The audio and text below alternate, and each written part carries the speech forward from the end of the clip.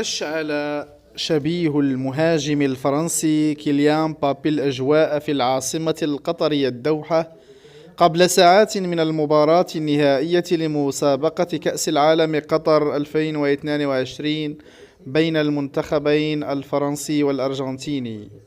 وتجمع عشرات المشجعين حول الشاب المصري شبيه مبابي، حيث ظهر في مقطع فيديو وقع تداوله على نطاق واسع على منصات التواصل الاجتماعي. وتهافت المشجعون لالتقاط الصور معه، في حين عبر عن أمنيته بمقابلة مبابي أثناء تواجده في الدوحة.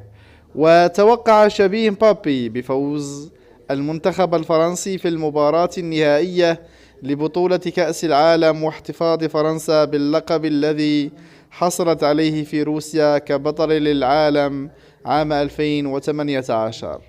ويحرص شبيه مبابي على نشر العديد من مقاطع الفيديو وهو يستعرض مهاراته في كرة القدم، إلى جانب تقليد بعض حركات النجم الفرنسي، مما أثار إعجاب الكثيرين، خصوصا وأن الشبه كبير بينه وبين مبابي، سواء لون البشرة وشكل الجسم والملامح، كما تشاهدون في الصور التي أمامكم.